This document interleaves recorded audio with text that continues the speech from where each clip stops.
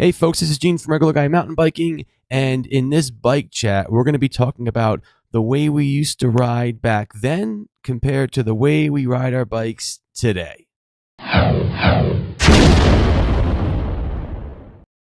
All right, folks. Hey, this is Gene from Regular Guy Mountain Biking. Welcome back to Bike Chat. Today, I've got my buddy Frank Bronke with me. He's part of Regular Guy Mountain Biking. Been riding with him for years. Thanks for joining, Frank. Thanks a lot, Gene. One of the great reasons why having Frank on with me is because we've pretty much started mountain biking basically together-ish. I mean, for the most part, we've screwed up most of our stuff together, so we've got a pretty good history. Pretty honest, yeah, pretty honest about that one. This one should be kind of funny. So basically, folks, here's the deal. In this bike chat, we're going to be talking about how we used to ride our bikes when we were kids, or even when we just first started riding mountain biking compared to now. And the reason why this one came up, so I was taking my daughter and her friend for a little ride around our lake, Frank, Beach One. You know, just right over here. What's it, like a mile around? It's like... Yeah, it's a short little distance around, yeah. It's nothing. And I'm like, okay, well, let's get ready. Got the girls' bikes out, okay. Then I had to get my bike out. I'm like, okay, well, checking the tire pressure, and okay, well, I got to get my camel back. And I'm like, all of a sudden I sat back, I go, oh my Lord, I'm going for a ride with two little girls around a mile lake. Yeah. And I'm checking the sag rate on my suspension. I'm like, dude, what happened to you? What did you, oh my gosh. So, if you jump in your little Back to the Future time machine here for a minute and think about little Frank and when we used to go riding, Frank, what was the most important thing you needed to go for a bike ride when you were little Frank and you wanted to take your bike out? What was the most important thing you needed? Well, now, are we talking about BMX days or are we talking about cross-country days? We're talking about BMX. We're talking about you didn't even know me. Little baby Frank. I think the basic requirement was just that way I was clothed. Yeah, and that was it. That was it. And to have a bike. It was usually shorts. Shoes were sometimes not always needed. Right.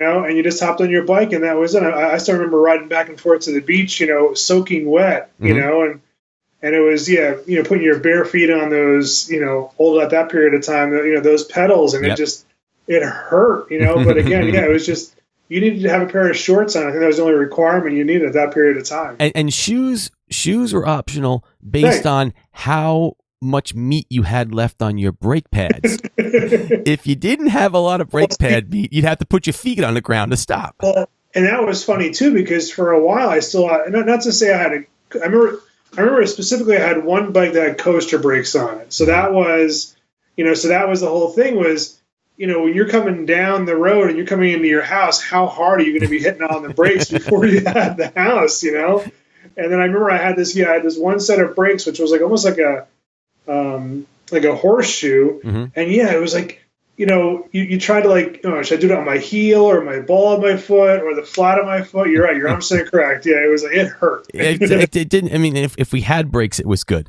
But so like, if we start comparing the two, so folks, this is just joking around right now, man. And if you start comparing the two, okay, so you needed a bike. Right. That was a good thing to have. All right. Probably a must if you're going to go bike riding. But now let's think about today with the spoiled Gene. It's not, do I need a bike, but wait, which bike? Okay, well, you know what? There's a lot of loose gravel. I might need the fat bike because I'm going to need extra traction on the gravel. Yeah, but there is that hill, Frank. I might want to go with the ultra light bike because, I don't like hills. I might want to get the light bike because I don't pedal that strong, or there might be some bumps. I better take the Remedy out, because I want something for suspension reasons. I mean, hey, it's a mile long. I mean, oh my God, I'm such a loser. I'm like, which bike do I take? And then, once you decide on what bike you're going to use, then, okay, now how am I going to look on the bike? Exactly. Right? The gear. The gear. Clothes. It's like, well, right. How long is the ride going to be? Where is it going to be? what's the temperature out? Mm-hmm. You know, what's the temperature going to be? Yeah, you know, oh yeah, no, it's certainly there is probably a pre-flight checklist we have to go through, which is probably shorter than most FAA required flights. You know, it's like I do get cold, so I like to layer. you know, because it hurt. Oh my gosh, I'm laughing too hard and it hurts. You know, but no, you're right, because then you start, and also too, like, well, in most cases we're not hopping right on our bike, right? So yeah, so it's, you know, you start to work your way up too. It's like, okay, I got my shoes, I got my socks, I got my pants, I got my gloves, and then yeah, you're right. I mean, it is completely different between old Frank and now Frank, because I needed, like I said, a pair of shorts, t-shirt optional, you know, and in those cases. But yeah, now it's the shoes, it's the socks, it's the pants, right? Then the shorts, and then you got, again, right. It's like, do I want to wear my then the shirts? You know, what kind of what would it be? Full face helmet. Helmet. It was a baseball hat. The biggest decision was am I going to go down a hill? I want to turn the baseball hat backwards so it won't blow off my head. That's about it. There was no helmet. I'm going fast now. I'm going to bring it back. You know? No, I got full face. Or do I bring the helmet where the thing comes off? Because I'm not sure. I don't know what I'm going to do. Well, remember, because for a while I had that. Remember, I had that helmet for a while, which had the face plate and it came down. And then it was like, well, you know, I may not breathe too well with this one, so I'll take this off. And it was like, no, I mean, we you know, yeah, the level as to which we're, you know, riding on now is still, like, we think it's so fine, though it is still so wide, you know, because the rider is the issue. But no, you're 100% correct. It's crazy. It is, for an hour ride, you're talking half hour, 45 minutes prep time. Easy. And then you gotta wash it all when you're done. You know? And then you gotta think of, okay, well, nourishment. Okay, well, you know, I gotta eat along the thing. You know, I've been cramping. Electrolytes in the camel bag. Back then, you shoved the banana, maybe a peanut butter and jelly sandwich in your Easton backpack, and that's you were gone for like hours and hours and hours. I remember trying to jam stuff up underneath the seat, because the seat had those little bars that came out. You tried to jam something up in there. I mean, you're like, oh, great, it's still there. It's covered in mud. You'd eat it anyway. Oh, yeah. And then I can't tell you how many times we probably gave the cashier money that has been sitting on our sock. Yeah. That we just rode. You know, it's wet, but it's all good, you know? George Washington's still on there smiling, dude. You know? That's what we used to do is, we used to ride to a spot, it was either, a shopping mall or we had a deli. And we used to ride to one of those two places. And it was, you're talking about nourishment. I mean, ring dings, it was ring dings, Twinkies, right? I mean, you probably mixed something. Again, it was anything you probably couldn't eat at the house. Right? Exactly. You're right. Whatever mom was not going to let me eat, that's my nourishment to get back home. And somehow soda was good on the list, but it was only good because it would make you burp or, fart a little bit. And it had to be either grape or cream. Ooh. Stuff you never had. And it was like, but again, you're right. And then it was, you're gone all day. Right. And now it's just like, oh yeah, no, it's certainly. Well, and the other reason, and folks, right now, you cannot tell me, people, you cannot tell me that we are not speaking the truth, because you're all sitting there thinking, oh, they didn't even cover this. Oh, what? Oh, I haven't. Okay, so now let's talk. The reason why Frank's also a perfect person for me to talk about this. Now we have to go into the apps. Oh yeah, the apps. You can't. You got to turn your. I mean, okay, back then, yeah.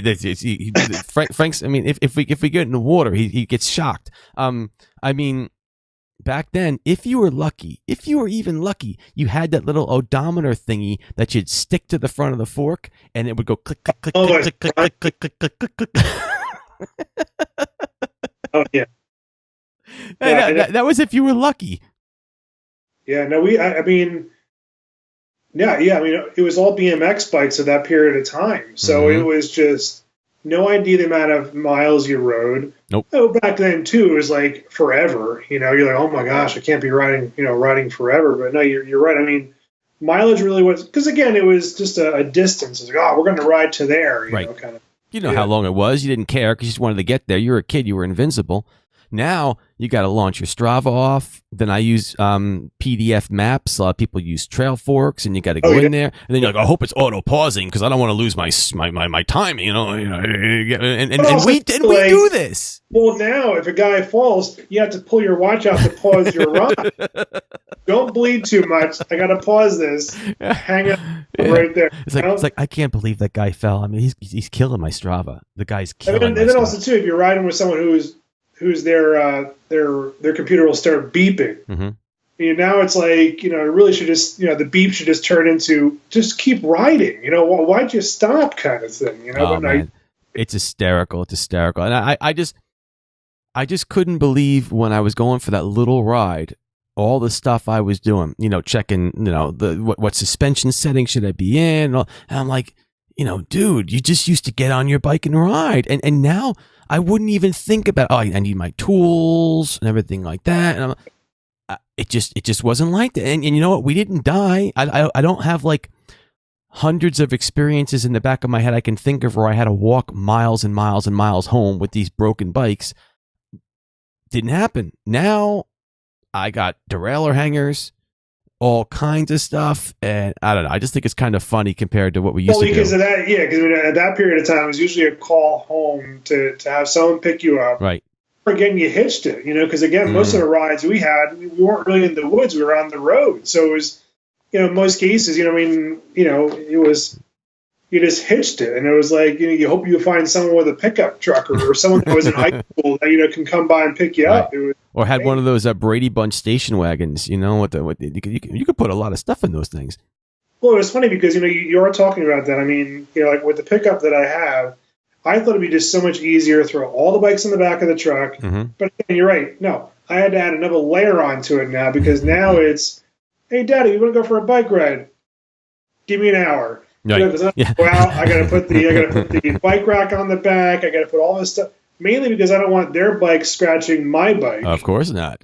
So then I got to mount my bike, then I got to put their bikes on, and then they come out and wear flip flops. Mm-hmm. Can't wear flip flops, so I got to send them back inside. I put socks and sneakers on, and you're right. I mean, and that's where one of the conversations that happens now is, going out for just a general ride is not that easy because now I got my clips. I got to get my shoes because I got only clips on my pedals. That's part of it too. What shoes do you wear? I mean, I do kind of have to say that joking aside, I think we've maybe overcomplicated it just just a little bit because like you're right. I mean, like just to get out and ride your darn bike, and that's kind of a shame too, because I could probably be doing a lot more riding with my kids if I just could get over this. Just take the damn bike out, Gene, and just go ride with your kids and have a good time. And I'm getting better at it. But I'm telling you, folks, once you get in this mode of thinking about all the different like you said, your FS, whatever your checklist, your flight thing. It's like, oh my gosh, I don't know. I just get used to it now, but. Well, no, because you're right. I mean, even like, if I want to get out for a ride, either during the day or, again, if something doesn't work out that I want to just hop on my bike, I'm wearing all the wrong clothes and I have to go change, and it's like, and then I come home, I got to change out of what it's like you're 100% correct. Like, the ability to just be able to hop on your bike and ride is different. It really is different now. Well, folks, you've got to have some good stories over here. You've got to have some comments on something like this. I mean, I'd love to hear what your checklist sounds like. I mean, are we exaggerating? I don't think we're really exaggerating. I'm telling you right now, Frank, if you said, hey, Gene, let's go for a ride right now, I'd be doing basically all those things. So what do you say, folks? I mean, are we off? Are we on? Have we gone too far? Can we ever come back? I don't know. Anyway, Frank, this is good to have you on the bike chat over here. We always laugh about these things all the time.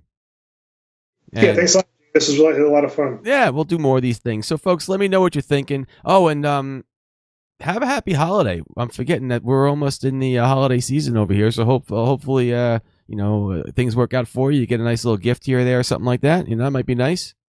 maybe Santa's going to provide you something else that you have to add into your bag. Oh, jeez. Yeah, right. One more thing. Yeah. Is your Fitbit working? All right, folks. Hey, thanks for tuning into Bike Chat. Frank, thanks for joining me. And, hope you have a good time, folks. And I'll catch you later on. Bye-bye.